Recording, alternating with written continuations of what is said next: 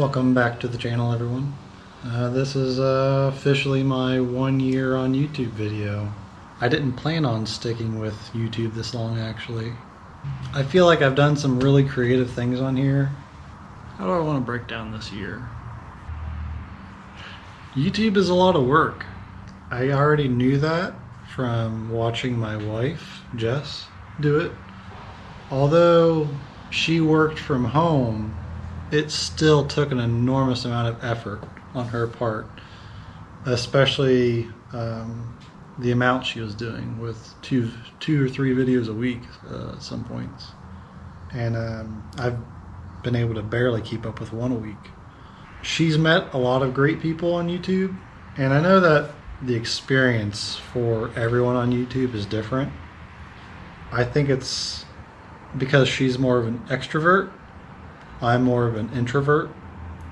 I really didn't have too many experiences meeting new people or collaborating with anyone, really.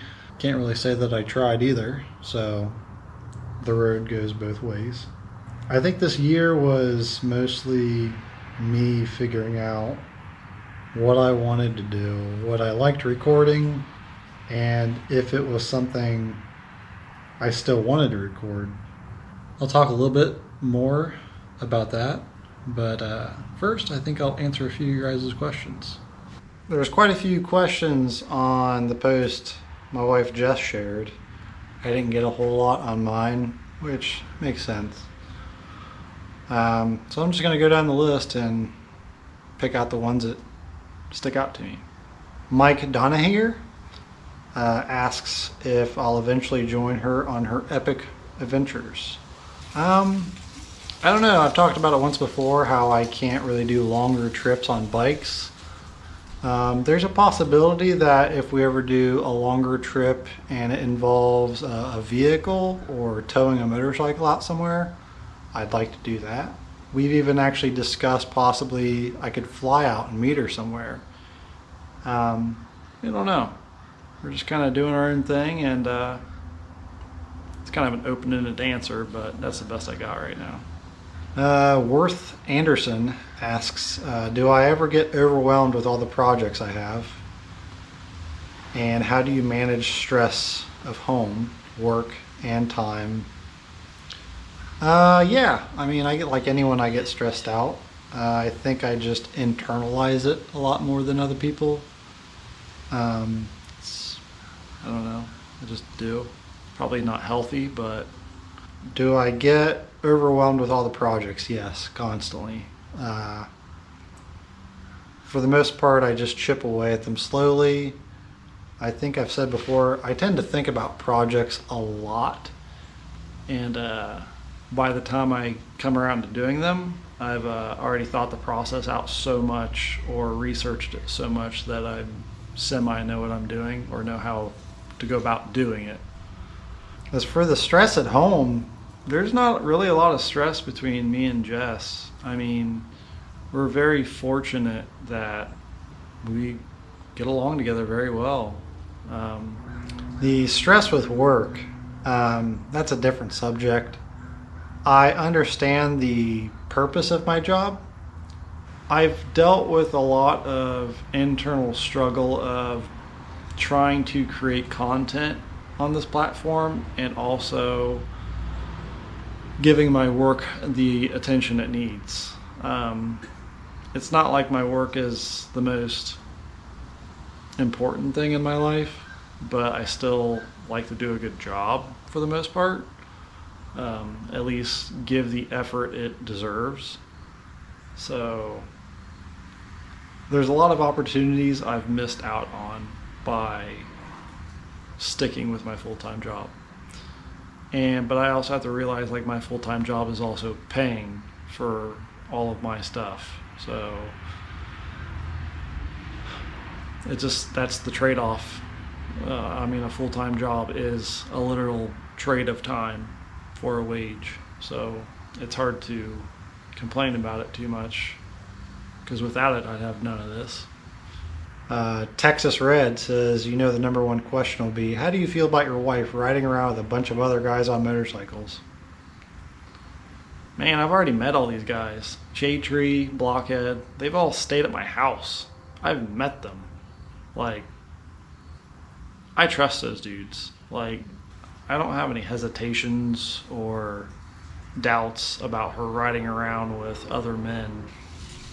Matt McCarthy asks, have I found a balance between a full-time job and a YouTube career yet? No. Full-time job still takes 75% of my time. Most of my YouTube videos have either been evening panic or a weekend rush. And I've tried to not make it appear so, but to try to stay on a weekly format and also take the time to make a video entertaining and engaging, that's really difficult. I can say it's been stressful a little bit, but it's not a bad stress, if you know what I mean. It's more like a creative stress. It makes me think more on my toes. So I haven't found a balance. I don't think there is a balance. Dennis Staley asks, do I race outside of Ohio? And have I ever thought about racing in another class, like Formula or NASCAR? I am nowhere near at all the skill level of Formula or NASCAR ever. It's too late in life for that now.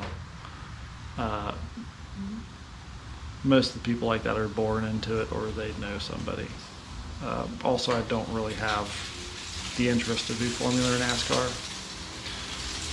have I raced outside of Ohio? I've gone to West Virginia once for autocross. It was just a short road trip for the day, raced all day, and came home. I actually have a video on it. Homeboy the Black Leprechaun says, I know you two are high school sweethearts, but not the first time meeting. How did I propose? Yeah, we did meet in high school. It probably took me about 6 months to come around to dating Jess, because at first I said no. And I don't know, I just think good things take time. We dated for 9 years, which sounds like a pretty long time, and it is. I was never really into the idea of like marriage and stuff. It just didn't make sense to me why. And the thing that actually changed my mind was whenever my wife, Jess, would talk with friends, and they would refer to their spouses as their husbands, and she'd refer to me as boyfriend. I think she found herself being looked down on, a little belittling, almost like it was an infant relationship, whereas we had been together 2 or 3 times longer than some of these married couples. And it just wasn't a race for me, and I don't think it was for her, but there was something after we got married. It was almost a more solidifying sound when she could refer to me as her husband. So, and I had no intentions of leaving her, so it made sense to get married. Very glamorous. When we were house shopping, I had actually already purchased the engagement ring. The first house, I was going to propose when we got into our house. So the first house fell through. So I sat on that ring for, I think it was 2 or 3 additional more months until we finally moved into the house we bought.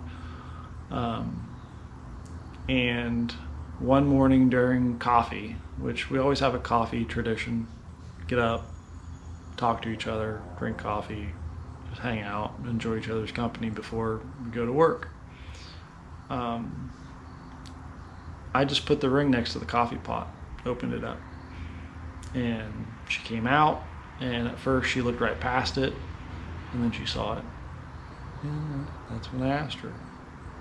I wouldn't say it was the most glamorous or anything, but I think it was fitting to us. So Zandico asked, how hard do you party while Jess is on the road? I don't really party. I just kind of chill.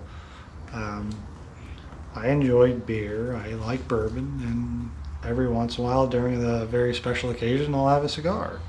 That's even something very recent. I mean, I don't know. You like bourbon, they tend to go hand in hand with a cigar here and there. So I enjoy craft beer, and I just like to hang out and chill. I don't really party. I don't get drunk. I don't get blacked out. None of that. I just like good drinks, good food, good company. I'm a very simplistic guy that way. New to it, true to it. I think that's her name. How you get her? Referring to Jess. I didn't get her, she got me. She actually stalked me for about a year Before we ever met. So if that puts Jess into perspective. But yeah, it was a shadow day in the class I was in, and she was visiting for the day, saw me, and evidently I sparked something in her, don't know what. And then she enrolled in that class a year later, and then we met, became friends, and so forth happened. Do you ever think about being a two-bagger family? I think the dyno will be the closest I ever get to a bagger. I really entertained the idea of bigger bikes early on, and now not so much. I like the smaller bikes a little bit, easier to toss around, easier to get around, easier to get in places. So not really, no. The dyno will be the closest I ever get. Rip Biker 13 says, how does it feel to be married to a famous YouTuber and a badass biker chick? Well, first and foremost, she's just my wife. The YouTube thing is just her profession. And yes, she is a badass biker chick.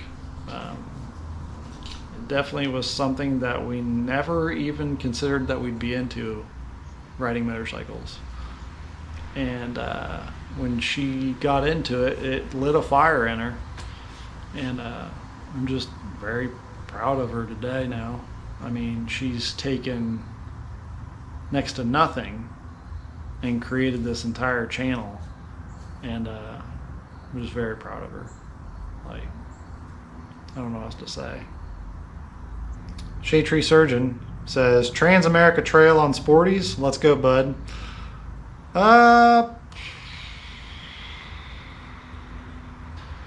I'm down. I think lower speeds where I can move and adjust around on a bike is actually easier than sitting still for a long period of time. I don't know. I wonder if I could do it. I'd have to practice and see what my endurance level would be like with my back. I feel like I could probably do a portion of it. 18 Road Glide asked, where did I get my work ethic? I don't know. My dad worked very hard for us kids, and my mom was a very hard worker. They worked very hard to provide a shelter and food and everything essential to their kids. So I mean, I can't say that it was something verbally explained to me, having work ethic, but I guess it's something that was more like ingrained. I don't know. I think I was always surrounded by strong men when I was a child. My dad worked very hard, worked on the property. I mean, I even met a few of his friends. They were all hardworking guys, tradesmen, craftsmen, even my grandpa. He was a craftsman and a tradesman. Just all very kind of stoic workers that didn't complain about the work. They just did it. So I guess it was just something I was surrounded by. Everyone, that was what a man did. Popcorn of Doom asks, what is my dream bike? Back when I got into motorcycles, I stumbled across Rusty Butcher, and it was right when he was starting to get semi-popular, I think, with his desert jump videos. And I thought it was the raddest thing in the world to see a Sportster on dirt tires. I just didn't know how to build one or buy one. There's none around here in Ohio. I ended up randomly driving by our local Honda power store, and I saw they had a XR 1200 Sportster. And I had seen this bike online before, and I never fathomed that I'd find one. And that was kind of like a runner-up dream bike, was the XR 1200. And I'm kind of sad I got rid of it now, but I'm so happy I got the experience of even having that bike. You know, after I sold the XR, I got the Dyna, sold the Dyna, and here we are with the Sportster now. And I'm not ashamed to say, like, the Sportster is basically my dream bike. I mean, I'm building this bike how I want it. And when I first looked at motorcycles, those Sportsters on dirt tires really captured my imagination. I kind of own my dream bike, but that doesn't mean I don't want more bikes. And I'd like to build more bikes. Rookie Clutch asks, can you grow a hog nice beard? This is about the best I can do. Sergio Batista asks, what is my profession? I work in a warehouse. I work in a receiving warehouse.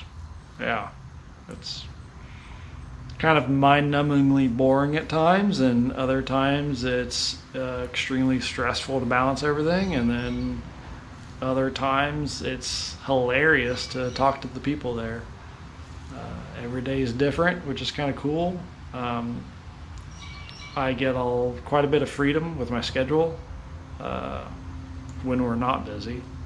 When we're busy, it's all hands on deck. But yeah, it's warehouse work. Nuka Carla asked, what has been your favorite thing about starting a YouTube channel? I think my favorite thing has actually been documenting all of my projects now. Me and Jess usually talk about how our lives have been in stages. There was life before either of us, life with both of us, life with our dog, and then now there's the whole life of YouTube. And I didn't quite understand that when she started it, but after I started, I kind of understand it now. There is something very unique going back a year from today and watching footage of how I did something, what I was working on, the weather, like what I had. It's so entertaining now. It is a literal photo album just for me. I mean, when I started this channel, it was a creative outlet, and now I'm almost like documenting sections of my life in a way, because I forget so much. You know, time goes on and you tell yourself you're not going to forget stuff, and 5 years from there, it's not even a blip on your memory. And the thing about YouTube is I can go back and watch anytime I want, and it's great. Remembering, I guess. That's my favorite thing about YouTube, is remembering everything I've done. Forrest Gates asked a couple of questions, which a few have already answered. But the one is, for the vocal minority, do you have any advice you wish to give those who have been inspired by your work?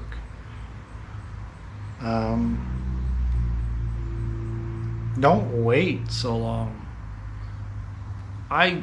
the things I'm doing now, I was so afraid to do for years.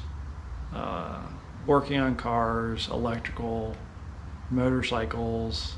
I mean, I'm not saying you have to do any of those, but the things that you kind of long for, don't wait. If there's a way to do it, or if you have the ability to do it, just do it.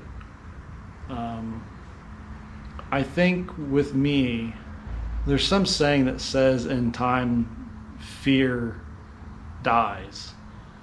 And I think the older I'm getting, the fear is just I'm getting kind of tired of the fear and just starting to do stuff. The other thing I can think of is people saying you don't know what you want until you're too old to do it. I don't want to be too old to do the stuff I want to do. So I'm 34 and I'm trying to do stuff now. Sucks it took me this long, but at least I'm starting at some point. So, as for the YouTube channel over the next year, I recently have decided to purchase a welder. I have a few people that are willing to lend their time and teach me some of the basics on welding. And welding is something I've always wanted to learn how to do. Ever since I was in my teens, I've wanted to learn how to weld. So I'm finally biting the bullet. Actually, one of my buddies has an unopened, brand new Lincoln welder, and I'm picking it off of him for a good deal. And I'm going to pick up the rest of the tools needed, and I'm just going to start practicing on some steel scraps, basically. There's things I want for my truck that no one makes, and I want to build them. I want to do my bumper. I want to do the side skirts. I mean, this is kind of like all practice for future motorcycle projects. I want to be able to weld a frame, you know? So, do my own exhausts and maybe even make my own headers and all. Fabrication has been something that I've dreamt about for so long. I'm finally taking the first initial steps. So, to do that, I need to get this garage together. I've already done a lot of work to this garage, and I still have a lot more to do. I need to add a few more outlets, and I still never closed it in, so it could be a little chilly here this winter. Here and there, I've dropped hints that I was unsure if I was going to be able to stay on a consistent weekly schedule. And now more than ever, I believe I will probably be missing weeks now. I don't have any projects going right now. I don't have any parts here. I haven't ordered any parts. I'm in this weird in-between phase where we're busy at work with the season. I mean, it is the season. I've kind of come one full circle. I mean, last year at this time I was picking up leaves and cleaning up the property, and here we go. I mean, it's that time of year again. I'm probably not going to record me grinding up leaves again. I mean, that's one and done. I don't want to do it again. I'm not sure what my future will be like on YouTube. My plans on YouTube are bigger and grander. I've discovered that I really like documenting working on projects. That was probably my favorite time on YouTube, was building my scrambler. And I want to go back to filming projects and eventually fabrication maybe, and just maybe another video or two of renovating the garage, or updates at least. I think that's going to be my groove. Is this channel might turn into a kind of like a road trip and build channel?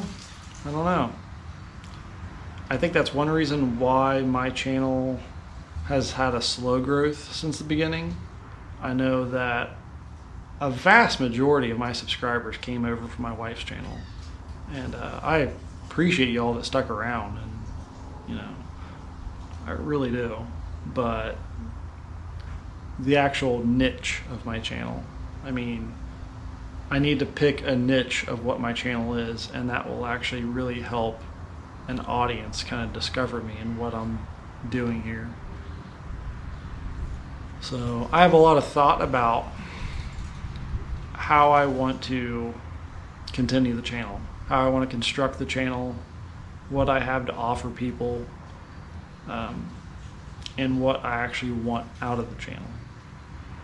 So I have a lot of unanswered questions, and the future is a little, unsure. I think I'm going to keep trying, keep figuring out what I want to do. Well, if you guys have made it this far, thank you for watching. Thank you for listening. Thank you for following along over the last year. It's been weird, I have to admit. Anybody that knows me personally, starting a YouTube channel was not something anyone ever expected me to do. And it's been a great experience. And I just never thought I'd ever do it. Never thought. Thank you guys for following along on this journey. And until next time, take it easy.